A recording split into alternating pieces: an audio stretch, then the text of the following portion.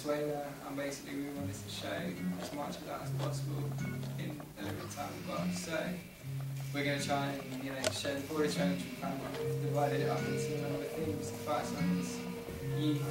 So we've got Rio Breaks, we've got Chico and Rita, which is about two Cuban jazz singers growing up in Havana in the 50s, and then we've got Chica as well, which is about two kids growing up in Chile before the Pinochet dictatorship. So,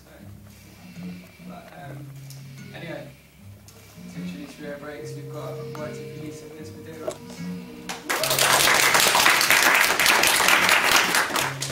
It's great to be here. Thank you, Alex, for inviting me down.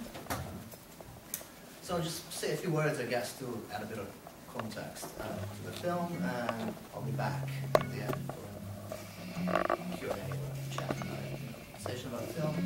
Hopefully we have some interesting questions, and we'll take it from there. So the film we're about to watch, Rio Breaks, tells the story of two best friends, Fabio and Nama. They're not only best friends, but they're also surfers. Surfing is kind of a thing that binds them together, a thing that connects them.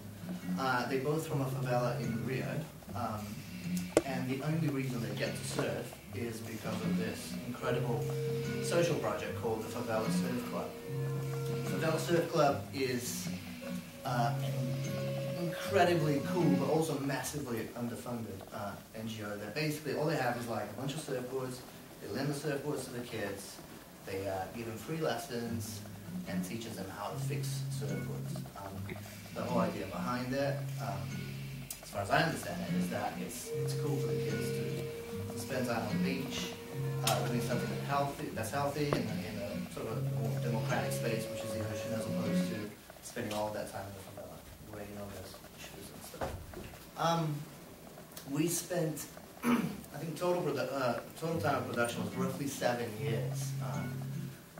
But only the 2 final years made it into the final cut, which is when we actually found our main characters, the guys who took us on this journey and helped us tell the story in the surf club.